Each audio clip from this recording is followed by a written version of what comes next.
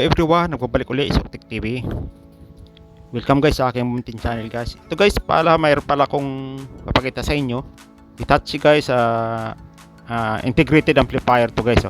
May nagbigay pala sa akin ito guys. Ayan, medyo okay pa yung mga pita niya.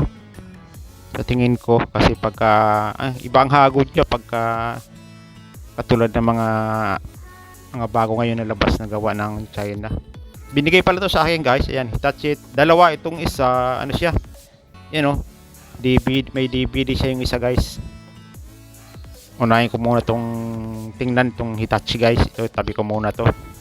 Bago ko siguro scrap to, ito sa 110, isa to 22 guys itong amplifier. Mayroon pala sa akin nagbigay nito, isa kong followers natin. Ayan binigay sa akin guys. Sabi sa akin baka daw may makahoyan daw, kahoyang pula lang daw. Mga ganito guys na mga vintage guys, wala nang mabiling pisa nito. Yan guys grabe guys, ano na siya, 48 years old guys ginawa nung 1978. Biruin mo, napakatagal na, tabi pa rin nung may-ari. Binigay sa akin guys. Yung iba ganito, ini-scrap nila, binibenta na nila sa mga nangangalakal pero naitabi niya pa, binigay sa akin. Titingnan ko muna guys, wala nang tornilyo guys nung dumating to sa akin. Yan ganda ng heatsink niya, konti lang ang pyesa niya. Yun, napansin ko guys, yung mga resistor hindi man lang kinalawang. Bakit? Ayan, yung transformer, yung mga modelo ay wala nang ano guys, OPT. Kaya pala OPT yung output transistor guys, wala. Dalawa kabilaan wala. Malamang ang isang channel gumagana nito kung ganun. Pero hindi ko guys tinesting kasi alam kung sira na to. I-check ko muna. Napakarumi guys, hindi ko pa rin kasi nilinis yung bago mula nung binigay sa akin.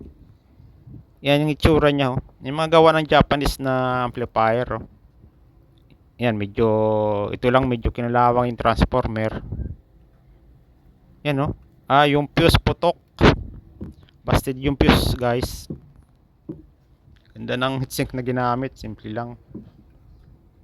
Dalawang transistor ang wala, yung pa output transistor. Grabe. Ito dito plywood pa nga rito sa likod galing, ang tagal na. Saka ang napansin ko sa capacitor niya original. Ang galing, ang laki. Malaking ano niya yan ang kinis na nung nalinis ako Yung mga labas ngayon hindi kanya ng itsura Ang galing ng mga selector na ginamit. Ito guys, kakawayan ko lang siguro to kung hindi ko na ito mapagana. Wala nang mabiling pisang ganito guys, mga ganito. Yung laki ng ginamit dito wala nang mabiling pisa sa mga ganito guys, mga vintage, hindi na available sa market. Kung makukonvert sana, yung preamp lang ang gagamit ng ibang ampli. Kaso malaki siya, ibang design. Ayan pwede namang i-convert guys. Pinakita ko lang sa inyo kasi yan ang itsura niya. Sabi sa akin, scrap ko na lang daw, ibenta ko na lang sa magbubuti, pero sabi niya kawayan mo na lang kasi alam niyang nagre-repair ako. Kawayan ko na lang daw guys. Yan marumi siya. Yung isa guys yung may DVD. Ito 20 to Ang kwento sa akin, niregalo daw to sa kanya ng kaibigan niyang seaman. Yan yung mga labas natin mga labas ngayon guys na amplifier, ayan pagka umabot ng ganyang katagal, wala na yung mga pisa niyan. Pero ito, tingnan mo sa tagal-tagal ng panahon, hindi mo lang kinalawang yung mga resistor. Yung isang ginawa kong ampli dito mga resistor nung binuksan ko wala na talagang kinalawang na yung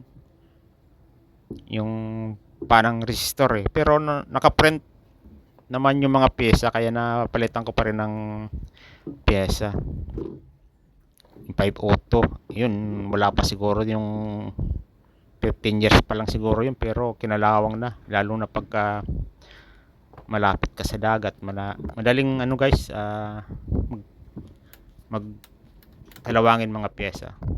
Pero ito guys oh, sa tinagal-tagal oh, mga pyesa, mga resistor okay para mga original ang ginamit na pyesa. Parang wala nang labas ngayong ganitong ano brand na Hitachi. Ang naglalabas ngayon yung mga Yamaha, Sansui, Sony at iba pa, pero yung ganito parang wala na ako nakikita sa surplusan eh. Hindi daw to sa surplus gaya galing abroad binigay sa kanya. Mayroon daw siya kaibigang seaman, pag uwi daw binigay sa kanya. Kaya sa ibang bansa daw to guys nabili kaya 220 siya. Putok ang fuse guys, busted oh. May naka-jumper na, ginampera na pala guys ang dating gumawa. Pero ayan nakipansin ko putol din. Yan. Grabe ang tagal. Pero sisi ko pa rin na lilinisin ko. Baka isang channel lang gumagana. Chinik ko lang guys kasi baka may short sa loob. Grabe. Ang tagal na itinabi pa rin ng may-ari. Yan guys, ano lang ko dito kasi nakita ko talagang original ang pyesa nito. Japanese brand talaga to guys, gawa ng mga Japan. Ayan. Shout out guys sa mga followers, sa mga nanonood. Salamat sa panonood guys. Thank you for watching.